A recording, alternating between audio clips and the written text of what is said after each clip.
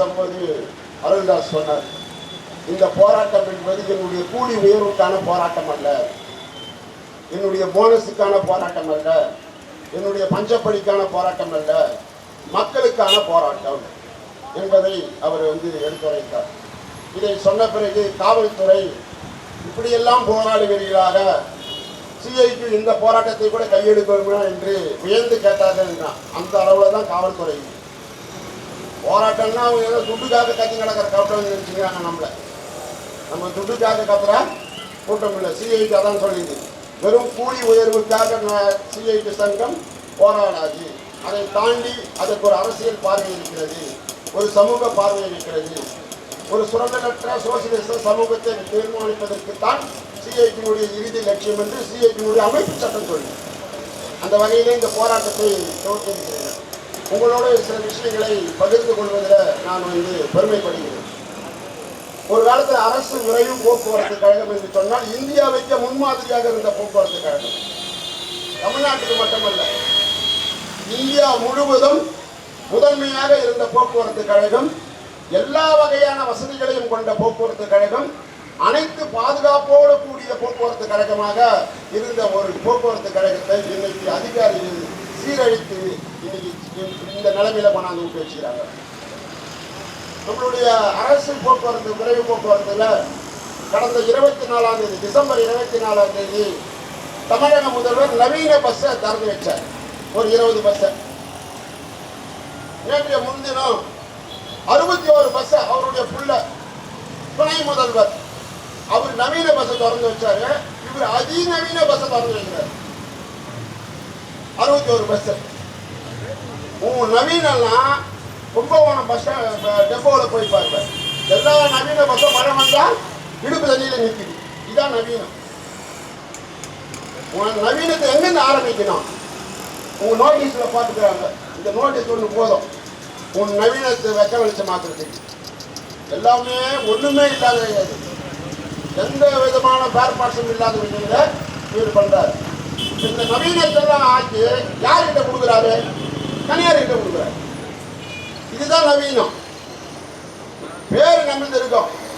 ஓட்டுறவர் அவரு, மாப்பிள்ளை இவர் தான், போட்டு பேண்ட் ஷர்ட் எழுது அப்படின்ற கதையா போச்சு. பேரு எப்படி, ஆனா ஓடுறது முதல் தனியார் கிட்ட ஓடுங்க. அந்த அளவில் பண்றாரு.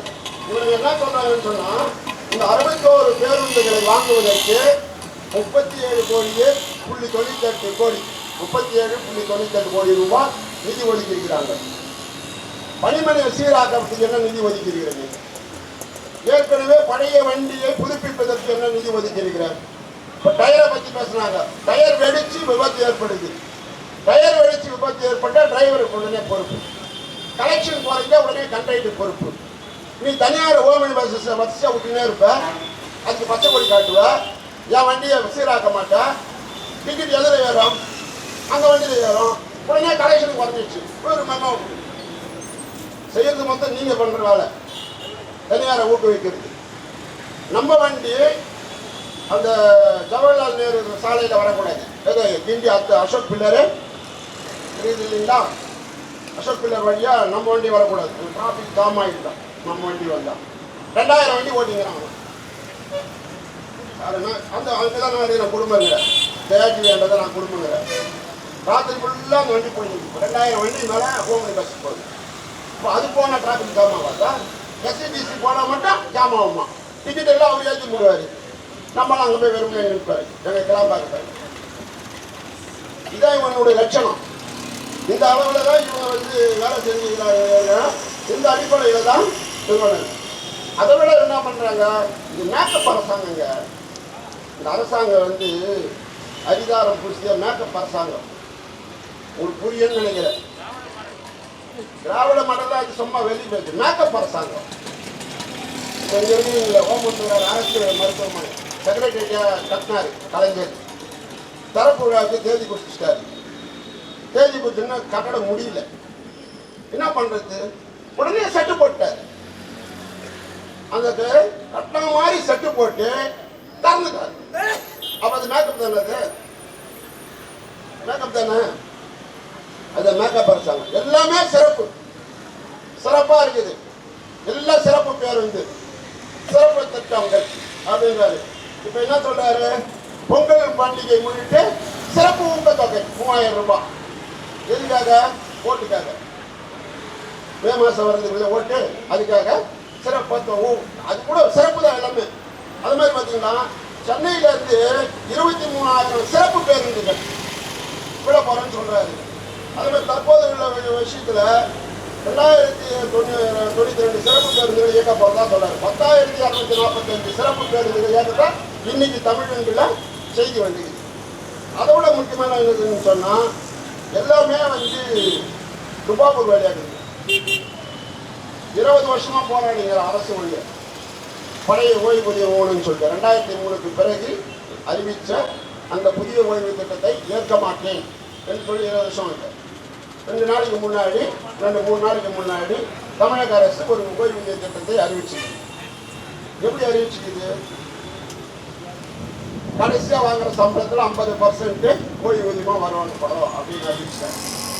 தமிழ்நாடு உறுதி செய்யப்பட்ட ஓய்வூதியம் அது ஒரு புது பேர் வச்சிட்டார்.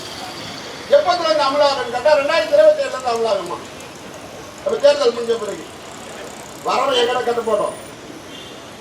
அது உள்ள பார்த்தா அந்த அறிவிப்பு வந்த பிறகு அதனாலதான் படிச்சு பார்த்தோம்னா நல்லதா கெட்டதான்றத புரிஞ்சுக்கிறதுக்கு பல்வேறு கணக்குகள் போட வேண்டியிருக்கு. அந்த திட்டம் இப்ப ஜாக்கிரதையை அறிவிச்சிட்டாங்க. இந்த புதிய தமிழக அரசு உறுதி செய்யப்பட்ட ஓய்வூதிய திட்டத்தில் உள்ள குளறுபடிகளை சரி செய்வதற்கான போராட்டத்தை நாங்கள் கையில் எடுப்போம் அப்படின்னு அறிவிச்சிட்டோம். ஆனா இவங்க என்ன பேர் வைக்கிறாங்க? சிறப்பான ஓய்வூதியம் அப்படின்னு இவங்க பேர் வைக்கிறாங்க. சிறப்பான ஓய்வூதியமா அந்த அடிப்படையில் இவங்க சொல்றாங்க. அது பாருங்க, இயற்கை மரணம் அடைந்தா 10 லட்சம் ரூபாய். இயற்கை மரணம் அடைந்தா அரசு ஊழியர் விபத்துல செத்துட்டா 1 கோடி ரூபாய் இழப்பீடு. நம்ம சட்டம் எவ்வளவு கொடுக்குறாங்க? விபத்துல எவ்வளவு கொடுக்குறாங்க? 5 லட்சம். விபத்துனா எல்லாம் ஒண்ணு இல்லைன்னா அரசு ஊழியர் விபத்து செத்து அவர் உயிர் வசந்தது. அவர் தங்கத்தில் செஞ்சு வச்ச பாடி, நம்ம தங்கத்தில் செஞ்சு வச்ச பாடி. அதனால அவருக்கு 1 கோடி ரூபாய். நம்மால் விபத்தில் செத்தா 5 லட்சம் ரூபாய். இதுக்கு இவங்ககிட்ட பொம்பத்தாட்டி பண்ணிட்டாரு அந்த துண்டு வாங்கிட்டு. அப்ப இந்த பாகுபாடு ஏன்? எல்லாமே அரசு தானே, எல்லாமே ஒரே உயிர் தானே, உயிர்னா எல்லாம் ஒண்ணு தானே. அப்படி இருக்கும்போது அப்படியேப்பட்ட நிலைமையிலே இவங்க அவங்களுக்கு மருத்துவ காப்பீட்டு திட்டத்தை அறிவிச்சிட்டாரு. யாருக்கு? அரசு ஊழியர்களுக்கு. நமக்கு மருத்துவ காப்பீட்டு திட்டம் எங்க? தொடர்ச்சியா நம்ம போராடி நிற்கிறோம். போக்குவரத்து தொழிலாளிக்கு மருத்துவ காப்பீட்டு திட்டம் என்னாச்சு? நாங்கள் 60 வயதான பிறகு ஓய்வு பெற்ற பிறகு எங்களுடைய உடலை பரிசோதித்து சிகிச்சை பெறுவதற்கு எங்களுக்கான மருத்துவ திட்டம் என்னாச்சுன்னு சொன்னா பதில் சொல்ல மாட்டாங்க. அந்த நிலைமையில தான் இவங்க போயிருக்கிறாங்க. அதே மாதிரி அவங்களுக்கு 6 மாசத்துக்கு ஒரு முறை டிஏ ஏறும் போதெல்லாம் ஓய்வூதியர்களுக்கு டிஏ ஏறுன்னு சொல்றாங்க. நமக்கு தொடர்ந்து போராட்டம் போராட்டம் போராட்டம் போராட்டம். சாலையில போராட்டம், டெப்போல போராட்டம், நீதிமன்றத்தில் போராட்டம், லேபர் ஆபீஸ்ல போராட்டம், இப்படி பல கட்ட போராட்டம் பண்ணி 62 நாள் போராட்டம் பண்ண பிறகு இந்த மாசம்தான் முழு டிஏ கிடைச்சிது. இந்த முழு டிஏ கிடைச்சிட்டு நம்ம தான் கஷ்டப்பட்டு வாங்கினோம்னா ஸ்ட்ரெச்சர் தள்ளலாம் பாரு. ஸ்ட்ரெச்சர் தள்ளும் போது கூட அமர்ந்தல வாட் பாய் தள்ளலாம். பக்கத்துல வந்தான் பாரு கோவை. அவர் சொல்றாரு, எங்களுக்கு நாங்க தான் வாங்கி கொடுத்தோம். எப்படி நீ வாங்கி கொடுத்தோம்? ஸ்ட்ரெச்சர் தள்ளும் போது கூட போனது நானு அப்படின்றோம். நம்ம கஷ்டப்பட்டு 10 மாசம் சுமந்து பத்த புள்ள டிஏ உயர்வு. நம்ம 10 மாசம் சுமந்து பார்த்தா பிரசவத்திற்கு நம்ம ஸ்ட்ரெச்சர்ல போறோம், உள்ள போறோம், பார்த்து உள்ளலாம் போறோம், போய் பெக்கத்துக்கான எல்லா நடவடிக்கையும் எடுக்கிறோம். இவர் ஸ்ட்ரெச்சர் தண்ணி கூட வந்தான் பாரு. இவர் சொல்றாரு, நாங்க தான் எங்களால் தான் கிடைச்சது, ஸ்ட்ரெச்சர் தள்ளும் போது நான் கூட போனேன் அப்படின்னு. அதுக்கு 4 பேர் ஆமா ஆமா கரெக்டு தான். ஏன்னா இந்த மாதிரி தொழிலாளி வச்சுட்டு நம்ம என்ன பண்றது? இந்த அடிப்படையில போராட்டங்களை தொடர்ந்து சிஐடி நடத்தி கொண்டிருக்கிறது. சிஐடி நடத்துகின்ற போராட்டத்தின் விளைவாகத்தான் இன்னைக்கு வாங்குகின்ற இந்த சம்பள உயர்வும் கிடைத்திருக்கிறது. நம்ம பே மேட்ரிக்ஸ் போடலன்னு சொன்னா இந்த சம்பள உயர்வு கிடைச்சிருக்குமா? வேற எந்த சங்கத்துக்காரனா பே மேட்ரிக்ஸ் என்ற சிந்தனை இருந்துதா? எந்த சங்கத்துக்கும் இல்லை. சிஐடி தான் அதை முன் கையெடுக்குது. பே மேட்ரிக்ஸ் மூலமாக இந்த முறை நாங்கள் ஒப்பந்தம் போட பிறகுதான் இன்னைக்கு வாங்கக்கூடிய ஓரளவுக்கு சம்பளம் உயர்வு நமக்கு கிடைச்சது. இல்லைன்னு சொன்னா அதுவும் கிடையாது. அந்த அடிப்படையில் தான் போகணும். தொடர்ச்சியான போராட்டங்களை நாம் செய்து கொண்டிருக்கிறோம். சிஐடி என்பது தொழிலாளர்களுடைய நலனை பாதுகாப்பதற்காக அமைக்கப்பட்ட அமைப்பு. இந்த அமைப்பு தொடர்ச்சியான போராட்டங்கள் நடக்குது. ஆனால் அரசாங்கம் இதையெல்லாம் கண்டுகொள்ளாமல் வாக்கு அரசியலை நடத்தி கொண்டிருக்கிறார்கள். தோழர்களே, சென்னையில் மட்டுமல்ல தமிழகம் முழுவதும் தொடர் போராட்டங்கள் நடக்கக்கூடிய காலமாக இது இருந்து கொண்டிருக்கிறது.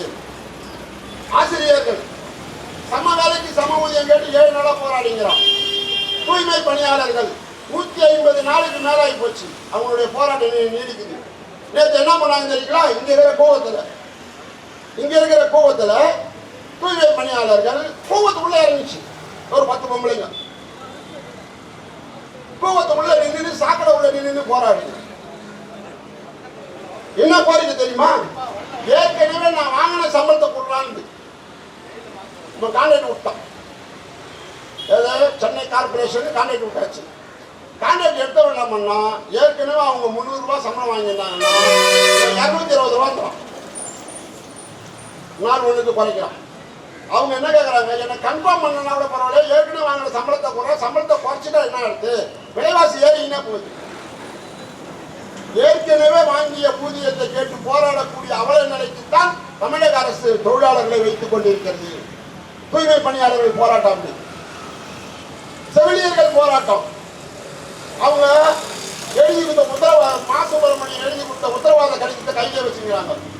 நீங்க தானே எழுதி கொடுத்தீங்க, உங்களை எல்லாம் நிரந்தரம் பண்றேன்னு நிரந்தரம் பண்ணு போராடுறாங்க. அது ஒரு 7 நாள் போராட்டம். எங்க போராட்டம் பண்ணாலும் கைது. குச்சி கிராமத்தை விட்டு வந்துட்டான் போலீஸ். எப்படியாவது பஸ் ஏறி போங்க, அங்க போனோம் அங்க போராட்டம் பண்ணுது அந்த ஆளுங்க. கார செவிலியர்கள் மொத்தம் பெண்கள். அங்கன்வாடி ஊழியர்கள் தமிழகம் முழுவதும் மறியல் போராட்டம். சென்னையில் ஆயிரக்கணக்கான அங்கன்வாடி ஊழியர்கள் சென்னை கிண்டியில வந்து போராட்டம் கைதானாங்க. அவங்க கேட்கறது என்ன? காலமுறை ஊதியங்களுக்கு கொடு கேட்கறாங்க, சட்டப்படி கேட்கறாங்க அங்கன்வாடி ஊழியர்கள். நேற்று டாஸ்மார்க்ல போராட்டம். அந்த டாஸ்மார்க் சங்கத்துக்கு நான் தான் தலைவர். திடீர்னு ஸ்டிக்கர் ஒட்டி காலி பாட்டு வாங்குற திட்டத்தை அமலாக்குன்றோம். எந்தவித ஏற்பாடும் இல்லை, கடையில் எந்த வசதியும் கிடையாது, அதை வாங்குறதுக்கு எந்த ஆட்களும் கிடையாது. வாங்கன்னு சொல்லிட்டு சக்கரை போட்டு விட்டு வாங்கிக்கலாம். முடியாதுன்னு சொல்லிட்டு கேட்டை முற்றுகையிட்டு போராட்டம்.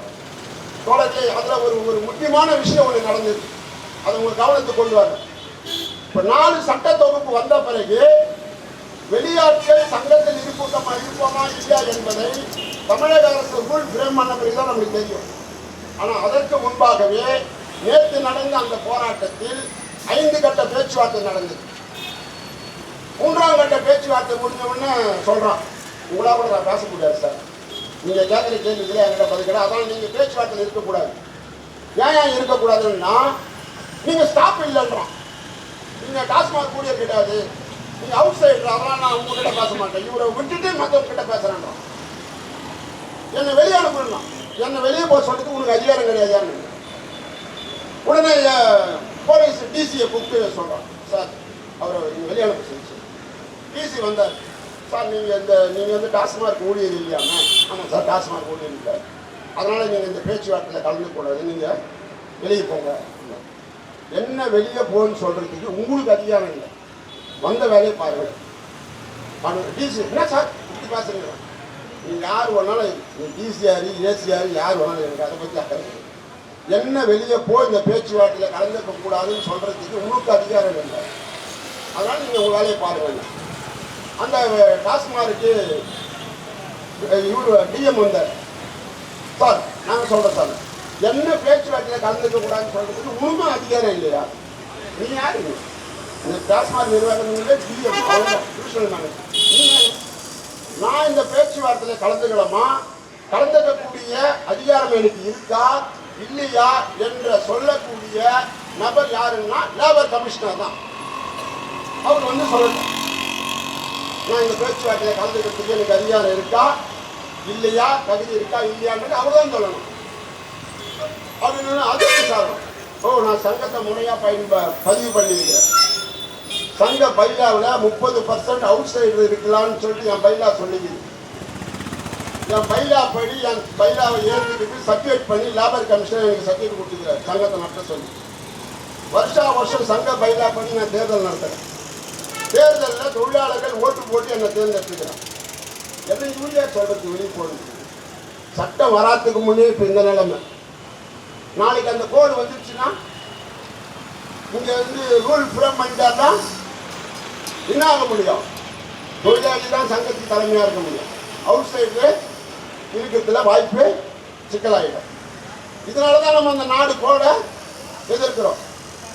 அதை விட மோசமான விஷயம் இன்னும் 4 கோடில் நிறைய இருக்கு. 1 வருஷம் வேலை செஞ்சா கூட கிராஜுவேட்டின்னு சொல்றோம். 1 வருஷம் வேலை செஞ்சா கிராஜுவேட்டி எப்படி வரும்? 10 நாள் 5 நாள் தேசிய பண்டிகை விடுமுறை கழிச்சுது, 10 நாள் பண்டிகை விடுமுறை கழிச்சுது, எல்லாத்தையும் கழிச்சுட்டு 215 நாள் விட்டுட்டா வரும். இதெல்லாம் வந்தா அந்த 215 நாளுக்கு முன்னாடி 213வது நாள் உன்னை வேலையை விட்டு நீக்கிட்டான்னா முடிஞ்சது கடை. நீ கிராஜுவேட்டி பாருங்க வாங்க முடியாது. ஆனால் சொல்றது என்ன சொல்றாரு? 1 வருஷம் வேலை செஞ்சா கூட கிராஜுவேட்டி கிடைக்கும். நாங்கள் சட்டத்தில் கொண்டு வந்துட்டோம். ஏற்கனவே 5 வருஷம் வேலை செஞ்சால் தான் கிராஜுவேட்டி உண்டு. இப்போ 1 வருஷம் வேலை செஞ்சா கூட கிராஜுவேட்டி கிடைக்கும் அப்படின்றாரு. ஆனால் இந்த ஆபத்து அதுக்குள்ள இருக்கு. இன்னொரு பக்கம் என்ன சொல்றாரு? 48 மணி நேரம் வாரத்துக்கு வேலை நாள் அதில் எதனா மாற்றிக்கிறோமா பாருங்க அப்படின்றார். ஆனால் ஒரு நாளைக்கு 12 மணி நேரத்துக்கு நீங்கள் வேலை செய்யணும் அப்படின்றார். அதில் உள்ள நுணுக்கம் என்ன? ஏற்கனவே 8 மணி நேரம் வேலை செஞ்சா 8 மணி நேரத்துக்கு மேலே 9வது மணி வேலை செஞ்சான்னா அவனுக்கு டபுள் வேஜஸ் ஓட்டியாக கொடுக்கணும். இப்போ 12 மணி நேரம் வரைக்கும் வேலை செஞ்ச பிறகு அவர் ஓட்டிக்கே வருவார். ஓட்டி பெறக்கூடிய தகுதி அவருக்கு கிடைக்கும். ஆனா என்ன சொல்றாங்க? 48 மணி நேரத்தை நாங்கள் உயர்த்தலன்றோம். நீ 3 நாள் டியூட்டி செய், 4 நாள் ஓய்வு எடுத்துக்க. 4 நாள் டியூட்டி செய், 3 நாள் ஓய்வு எடுத்துக்க. இப்படி சொல்லக்கூடிய நிலைமையிலே வருது. எல்லாமே கான்ட்ராக்டிங். கான்ட்ராக்ட் மட்டும் இல்லை, எல்லாமே அவுட் சோர்சிங் ஆயிடுச்சு. மனித வளத்தை கொள்முதல் செய்து வேலை வாங்கக்கூடிய நிலைமைக்கு இன்னைக்கு அரசாங்கம் நம்மளை தள்ளி இருக்கிறது. அந்த அடிப்படையில் தான் இன்னைக்கு அந்த அரசாங்கங்கள் இருக்குது. ஒன்றிய அரசு அதுதான் சொல்லுது. இப்ப என்ன சொன்னாரு? போன வாரம் மன் கி பாத்தில் பிரதமர் மன் கி பாத்தில் பேசும்போது அடுத்த தலைமுறை ஜென்னிசெட் அதை இப்போ சொல்றது ஜென்னிசெட் தலைமுறை. அந்த தலைமுறை இந்தியாவை 2047 அந்த தலைமுறை இந்தியாவை வழிநடத்தணும். எல்லாம் போதிலகரம் ஜென்னிசெட் மூத்த பேரும். ஜென்னிசெட்னா யார் தெரியுங்களா? 1990க்கு பிறகு பிறந்த நபர்கள். 1990க்கு பிறகு பிறந்து இப்போ 2015 வரைக்கும் இருக்கக்கூடிய அந்த வாலிபர்கள் தான் ஜென்னிசெட். அவனுக்கு எதை பற்றியும் கவலை கிடையாது. ஒரு செல்லு இருந்தால் போதும். செல்லில் ரீல்ஸ் பார்த்துன்னு இருந்தால் போதும். கொஞ்ச நேரம் போதையில் இருப்பான், கொஞ்ச நேரம் செல்லில் இருப்பான். அவனுக்கு இந்த வரலாறு எதுவுமே தெரியாது. போராட்ட வரலாறு எதுவுமே தெரியாது. ஒன்றும் போராடி தான் பெற்றோம் என்பதையெல்லாம் தெரியாது. நம்முடைய தலைவர்கள் காலம் முழுவதும் போராடி பெற்றுக் கொடுத்த உரிமைகள். அந்த தலைவர்களுடைய வழிவந்தவர்கள் நாம். வி.பி. சிந்தன் சாகுமுறை போராடினார், கத்தி குத்துப்பட்டு போராடினார். ராமச்சந்திரன் வாழ்நாள் முழுவதும் திருமணமே செய்து கொள்ளாமல் தொழிற்சங்கத்திற்காக வாழ்ந்து மறைந்த தலைவர். தியாக தலைவர்கள், தியாகத்தினுடைய உருவமாக இருந்த தலைவர்கள்.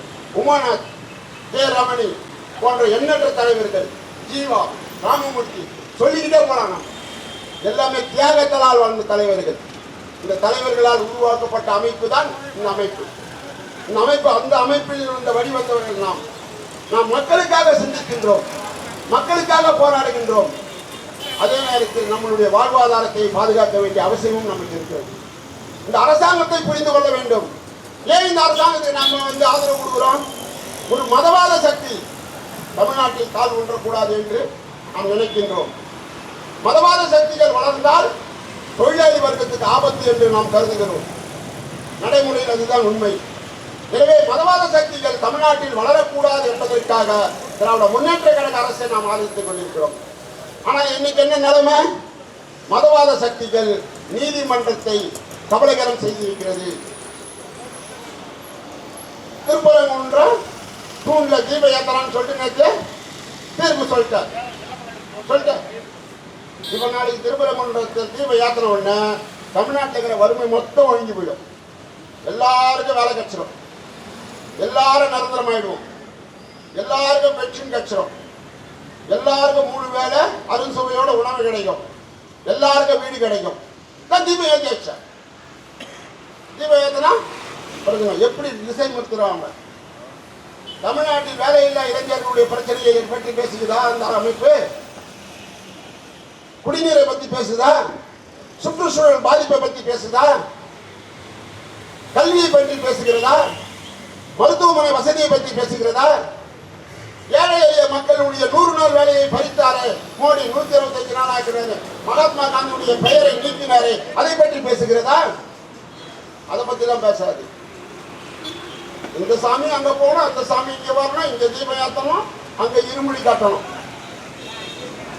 இங்க மட்டும் நீதிமன்ற தீர்ப்பை உடனடியாக அமலாக்கு என்று சொல்லக்கூடியவர்கள் கேரளத்திலே ஐயப்பன் சாமன் கோயிலுக்கு பெண்கள் போலாம் என்று உச்ச நீதிமன்றம் தீர்ப்பளித்தால் அதை அமல்படுத்தக்கூடாது என்றோம் சொல்றாங்க.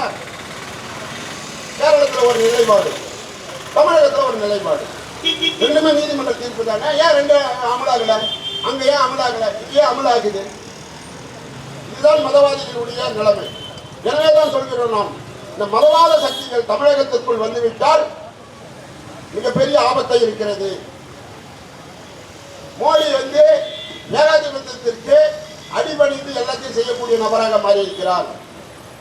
அமெரிக்கா அதிபர் டொனால்ட் ட்ரம்ப் இப்ப அவர் என்ன நினைச்சாலும் எது ஒன்றாலும் செயலாற்ற முடிவு அவர் வந்துட்டார். நேரா போறாரு வெனிசுலாவில், ஒரு 1/2 மணி நேரம் போயிட்டு கொண்டு போடுறாரு. ஒரு 100கணக்கான விமானத்தில் போயிட்டு நேரா வெனிசுலா முதலாளியுடைய பெட்ரூம்ல போயிட்டு அவங்க மனைவியும் அவரும் இருக்கும்போது பெட்ரோல் கைது பண்ணி விட்டு வராரு. ஒரு நாட்டினுடைய அதிபர், மக்களால் தேர்ந்தெடுக்கப்பட்ட அதிபர், அவரை இந்த ரவுடி ட்ரம்ப் போய் கைது பண்ணி விட்டு வராரு. இது சட்ட விரோதம், ஜனநாயக விரோதம், எதேச்சிகாரம். அமெரிக்காவினுடைய ஏகாதிபத்தியம் இந்த மாதிரியான கொடூர செயல்களை செய்யுதுன்னு சொல்லிட்டு ஆர்ப்பாட்டம் பண்ணா போலீஸ் இங்க ஆர்ப்பாட்டம் பண்ண விட மாட்டேங்குது. நீ ஜனநாயகத்துக்காக போராடாத, நீ ஏகாதிபத்தியத்தை எடுத்து போராடாத, உனக்கு என்ன வேணுமோ அதை செஞ்சுட்டோம், போராட்டம் பண்ணி இங்க வராத ரோடுக்கு அப்படின்னு சொல்றது யாரு? காவல்துறை. இந்த நிலைமையில தான் இருக்குது இந்தியா. எல்லாத்தையும் எதிர்கட்சி எம்பிகளை 10 பேரையும் வெளியே அமைச்சுட்டு 30 செகண்ட்ல நிறைவேற்றப்பட்டதான் தொழிலாளர் நல சட்ட 4 தொகுப்புகள். அந்த 4 தொகுப்புகள் இன்னும் அமலாகிறதுக்கு நம்ம தமிழக அரசு ரூல் ஃப்ரேம் பண்ணிட்டா அநேகமாக மார்ச் ஏப்ரலுக்குள்ள அது அமலாகிடும்.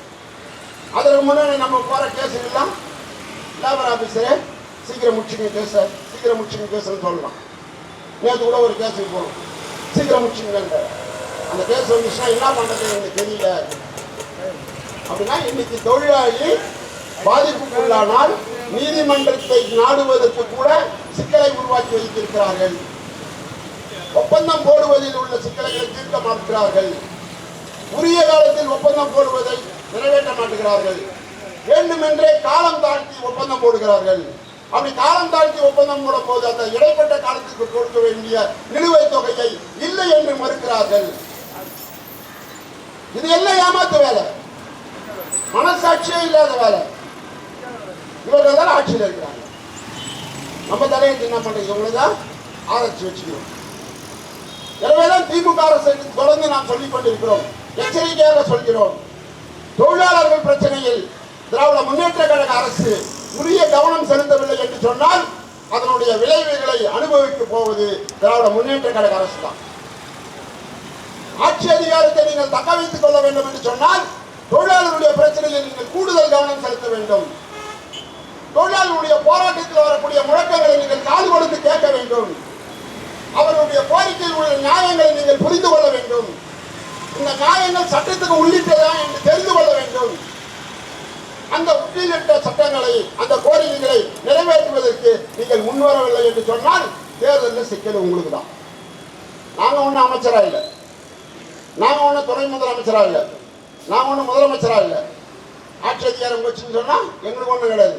எங்கால் ஒன்றும் ஓடியில இல்லை, எங்கால் ஒன்றும் சும்மா சுற்றி வரல. இந்த ஆட்சியில டியூட்டி செய்யறாரு, போன ஆட்சியில டியூட்டி செய்யறாரு, வரப்போற ஆட்சியில டியூட்டி செய்வார். ஓடிங்க போறோம் நம்ம எங்களுக்கு என்ன கவலை? எனவே ஆளுங்கட்சியில் இருக்கக்கூடிய நண்பர்கள் இதை புரிந்து கொள்ள வேண்டும். புரிந்து கொண்டால்தான் இந்த போராட்டத்தினுடைய உண்மை நிலையை நீங்கள் உணர வேண்டும். பொதுவான கண்ணோட்டத்தில் பார்க்காதீங்க. இந்த போராட்டத்தினுடைய மையம் என்ன? இந்த போராட்டத்தினுடைய அடிக்கரு என்ன? எந்த கருப்பொருளை கொண்டு இந்த போராட்டம் நடக்கிறது? பேருந்தினுடைய இயக்கம் சரியில்லை, பேருந்தினுடைய இயக்கம் சரியில்லை, பராமரிப்பு போதுமானதாக இல்லை, பராமரிப்புக்கு உண்டான உதிரிபாகங்கள் இல்லை, உதிரிபாகங்கள் இல்லாதது மட்டுமல்ல, அதை எடுத்து செய்யக்கூடிய போதுமான ஊழியர் இல்லை என்ற கோரிக்கையை முன்வைக்கிறார்கள். ஊழியர் இல்லை, உதிரிபாகங்கள் இல்லை, பராமரிப்புக்கான நிதி இல்லை. ஏதும் இல்லாத போது பாதுகாப்பான பயணம் எங்க இருக்கும்? இதன் அடிப்படை.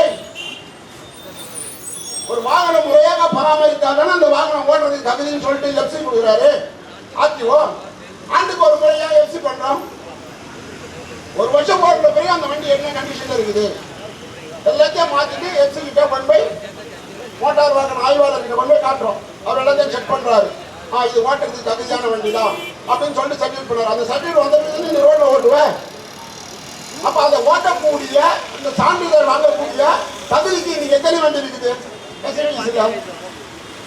திடீரென்று ஒரு ஆய்வுவார் மோட்டார் வாகன ஆய்வாளர் சடனா ஒரு 10 வண்டி நிறுத்தி செக் பண்ணு. பிரேக் கண்டிஷன் எப்படி இருக்குது பாரு, டயர் கண்டிஷன் எப்படி இருக்குது பாரு, இன்ஜின் கண்டிஷன் எப்படி இருக்குது பாரு, சீட்டு எப்படி இருக்குது பாரு. இதெல்லாம் பார்க்கணும் இல்ல? இதெல்லாம் பார்க்காம பயணி எப்படி பாதுகாப்பான பயணத்துக்கு கொண்டு போடும்? மக்களோடு தொழிலாளியை மோத விடுவது. சீட்டு சரியில்லைன்னா யாரை கேட்கறான்? நடத்துனர் கேட்கறான். என்ன சீட்டு வண்டியை தாண்டிட்டேன், என்னால் சாயவே முடியலன்றான், புஷ்பாக்கு போக மாட்டேங்குதுன்றான். நம்ம கைட்டு ஜோப்ல வச்சுக்கிற மாதிரி என்ன தொடர்ந்து சத்தமா இருக்குது. நான் எப்படி தூங்குறது? ராத்திரி தூங்கினா சத்தமா இருக்குது. என்ன டிரைவர் இல்லை சத்தமா வண்டி ஓடுதுங்க. தவிட வீட்டில் ஆக்ஷன் தான் டிரைவர் என்ன பண்ணுவாரு? பூக்கு போட்டா ஓட்டுவாரு. கேட்க வேண்டியது எங்கே கேட்கணும்? சொல்றான்ல பேசஞ்சர் என்ன சார் தூங்கலாம் பார்த்தா தவிடு தடுத்த ஆக்ஷன் வருது. ராத்திரிலாம் குளிராயிடுச்சு சார், கதவு மூலம் பார்த்தா கதவு கூட மாட்டேங்குது சார் சொல்றேன்ல.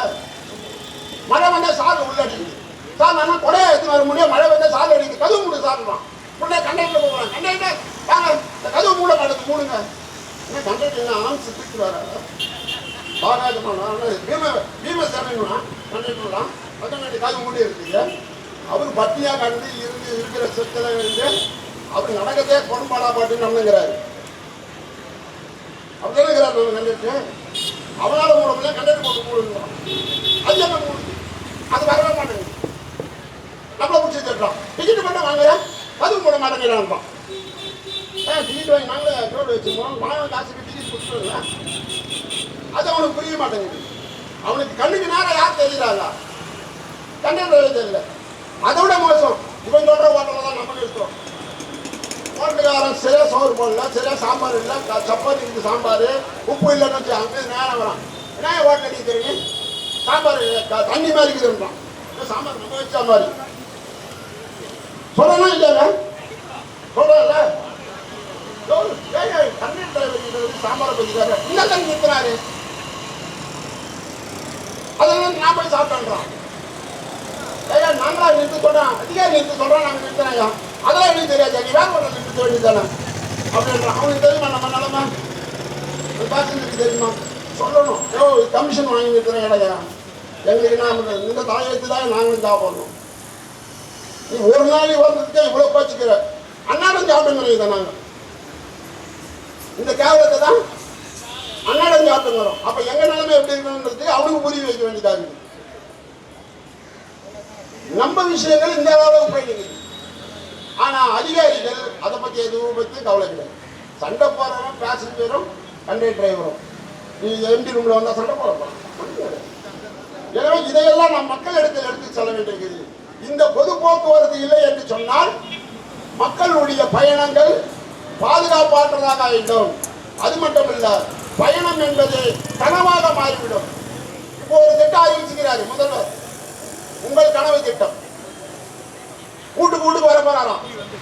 50,000 பணியாளர்கள், தன்னார்வலர்கள். அவர் சொல்றாரு, முதலமைச்சர் சொல்கிறார், 50,000 தன்னார்வலர்கள் வீட்டுக்கு வந்து உங்ககிட்ட ஒரு மனு கொடுப்பாங்க. நீ அதை ஃபுல்ல பண்ணணும். ஃபுல்ல பண்ண பிறகு உன் கனவு என்னன்னு சொல்லிட்டு நீ அதை எழுதி கொடுத்துடணும். அவர் வந்து நிறைவேற்றி கொடுத்துருவாராம். இன்னைக்கு பேப்பர்ல வந்து இது தமிழ் பாருங்க, முதல்வரின் உங்கள் கனவு திட்டம். உலகம் உங்கள் கையில். மாணவர்களுக்கு 60 லட்சம் லேப்டாப் கொடுக்குறாரு. உலகம் உங்கள் கையில். அவன் ஏற்கனவே செல்லு பார்த்து கெட்டு போய்க்கிறான். அவங்ககிட்ட லேப்டாப்ல கொடுக்குறாரு. முடிஞ்சு போச்சு. அவங்க தான் முடிஞ்சு போச்சு. லேப்டாப்பை கொடுத்துட்டு நீங்க லேப்டாப் வச்சு வீட்டு உள்ளே இருக்கணும், ரோடுக்கு வரவே கூடாது அப்படின்னு அவர் சொல்றாரு. அப்போ திட்டங்கள் பார்த்தீங்கன்னா மனாவிட எல்லாம் தேர்தலுக்கு முன்னாடி இதெல்லாம் யாரா கொடுக்குறான்னு பார்த்தா கட்சிக்கார விட்டு கொடுக்க சொல்லிக்கிறாரு. இவர் எப்படி பண்ணிக்கிறாரு? மத்தியில் அவர் என்ன பண்றாரு? நீ இதெல்லாம் முடிச்சா நான் எஸ்ஐஆர் என்ற முறையில் 1 கோடி வாக்காளர்களே நீக்கிட்ட போய் நான் ஜெயிச்சுக்கிறேன். நீ என்ன வேணாலும் பண்ணு. நீ லேப்டாப் கொடு, வருங்கால முதல்வர் திட்டம் கொடு, நான் முதல்வர் திட்டம் சொல்லு, உரிமை தொகை சொல்லு, எதை வேணாலும் சொல்லு, இலவச பேருந்து பயணம் சொல்லு, விடியல் பயணம் சொல்லு, எது வேணாலும் சொல்லு. ஒரே செகண்ட் எஸ்ஐஆர்ல 1 லட்சம் பேர் நீக்கிட்டோம். மிச்சங்கிறத நாங்கள் அந்த மிஷின்ல பார்த்துக்குவோம். எங்களுக்கு வேலை முடிஞ்சு போச்சு. சொல்றேன்னா இல்ல, பீகார் அப்படித்தானே ஆச்சு. பீகார் தேர்தலுக்கு முன்னாடி என்ன சொன்னாங்க? ராகுல் காந்தி ஜெயிச்சிருவாரு, முலாயம் சிங் யாதவ் அவர் வந்து அகிலேஷ் யாதவ் ஜெயிச்சிருவாரு அப்படிலாம் பேசினாங்க. கஷ்டம் பார்த்தா சீட்டே வரல, முடிஞ்சு போச்சு கதை. இருக்கு நம்ம கிட்ட இருக்கிறது ஒண்ணு தான், ஓட்டு என்ற ஒத்தை ஆயுதம் தான் இருக்குது. அதுதான் கொஞ்சம் கொஞ்சம் மெயினுங்கிறான் அரசியல்வாதி, ஓட்டு நம்மளுக்கு போட மாட்டாங்கன்னு. இதையும் பிஜேபி கவர்மெண்ட் பரீட்சிச்சுன்னு வச்சுக்கா, முடிஞ்சு போச்சு. உயிரோட சவமா மாறிட்டோம். நம்ம உயிர் இருக்கும், செத்த பணமாயிடும், எந்த மரியாதையும் இருக்காது. எனவே இதையெல்லாம் எதிர்த்து தான் நாம் நம்மளுடைய போராட்டங்களை நடத்த வேண்டி இருக்கிறது எதிர்காலத்தில். 2026 பிறந்தாச்சு. எல்லாரும் வாழ்த்து சொல்லிட்டோம். பலமாக வாழுங்கள், மகிழ்ச்சியாக வாழுங்கள், சந்தோஷமாக வாழுங்கள், அவங்களுடைய வாழ்க்கையில் இன்பங்கள் பொங்கட்டும். அது பொங்கல் இப்போ பொண்ணு 5 நாள் கழிச்சு பொங்கல் வரப்போகுது. உங்கள் வாழ்க்கையில் பொங்கலோ பொங்கல் பொங்கட்டும் அப்படின்னு அறிக்கை விட்டுட்டு ஒரு பாட்டு போயினே இருப்பாரு. என்ன பொங்கத்து விரும்புண்டான விஷயம் எல்லாம் மாறுது. பொங்கல் ஊக்கத்தொகை மாறுது. நமக்கு 625 அப்படியே இருக்குது. என்ன பத்த வச்சு பொங்கினாலும் அது பொங்க மாட்டேங்குது. கட்டை வச்சு பொங்கினாலும் பொங்க மாட்டேங்குது. கேஸ் அடுப்புல பொங்கினாலும் பொங்க மாட்டேங்குது. எலக்ட்ரிக் அடுப்புல வச்சாலும் பொங்க மாட்டேங்குது. குக்கர்ல வச்சாலும் வேக மாட்டேங்குது. வேவுதா?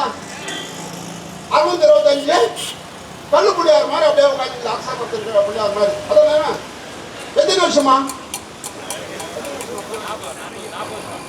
ஜானகி ஜானகி அம்மா அந்த அம்மா போய் சேர்ந்தாங்க. 13 நாள் ஆட்சி பண்ணிட்டு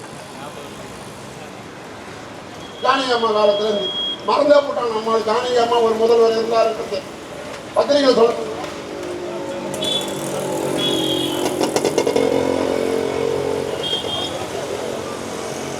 அந்த அம்மா சட்டப்பேரவை தான் பிறந்தவங்க. அந்த வந்து அது வரைக்கும் அதுல ஒரு நல்ல காரியம் நடந்ததுங்க.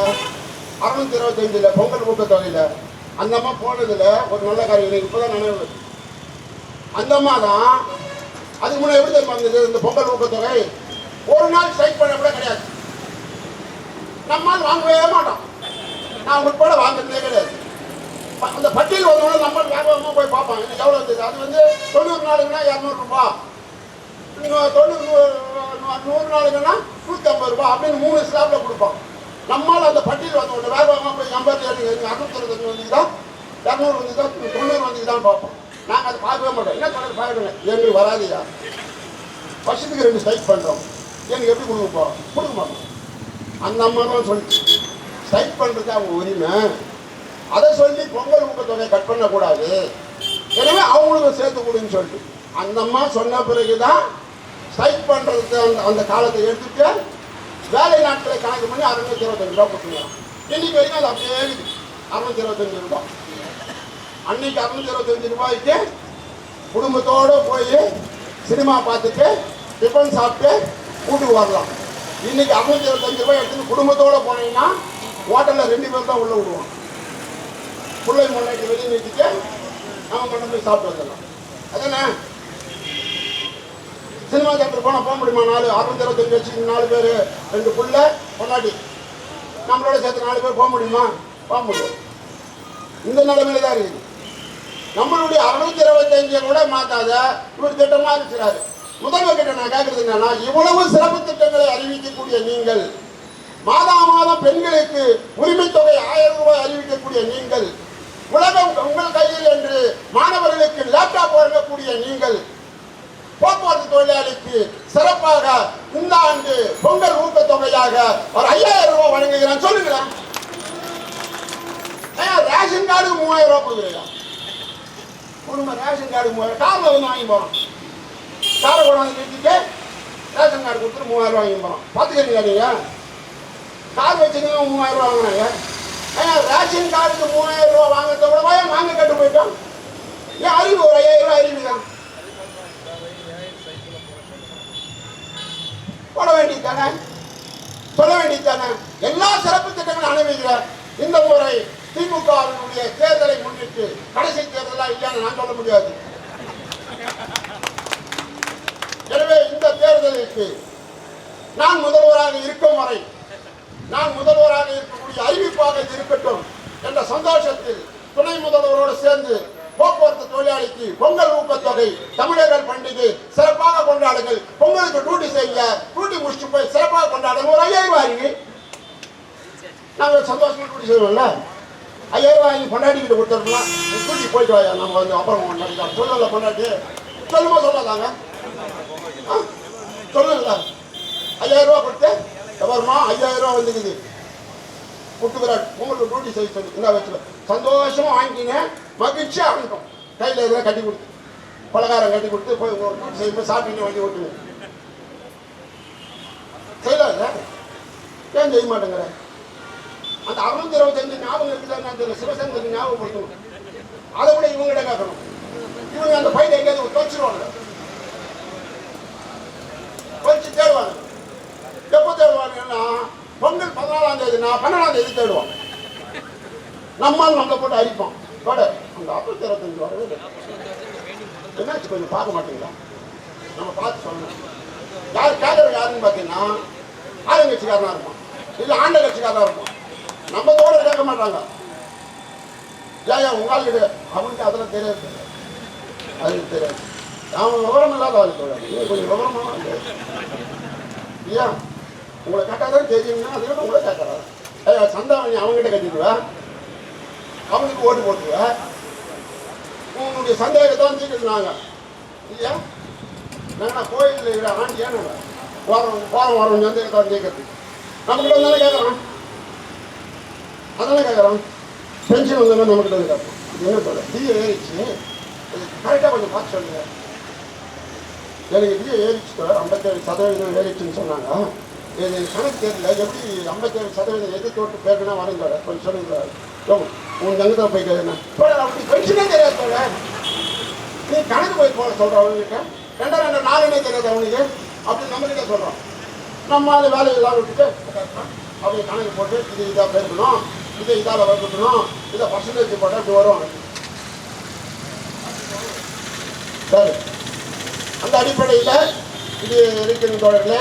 எனவே இந்த 3 நாள் காத்திருப்பு போராட்டம் தமிழகம் முழுவதும் ஒரு எழுச்சியை உருவாக்கட்டும். போக்குவரத்து தொழிலாளர்கள் தமிழக உழைப்பாளி மக்களுக்கு முன்னுதாரணமாக இருக்கக்கூடியதாக இந்த போராட்டம் அமைய வேண்டும். சிஐடிக்கு போக்குவரத்து தொழிலாளர்கள் ஒரு கண் மாதிரி. பொதுத்துறையில் இருக்கக்கூடிய முதன்மையான சங்கமாக இருக்கக்கூடிய சிஐடி சங்கம் அரசாங்க போக்குவரத்து ஊழியர் சம்மேளனத்தினுடைய வழிகாட்டுதலோடு தமிழகம் முழுவதும் போக்குவரத்து தொழிலாளர்களுடைய இந்த போராட்டம் வெல்லட்டும் வெல்லட்டும் என்று சொல்லி உங்களை வாழ்த்தி விடைபெறுகிறேன். நன்றி, வணக்கம்.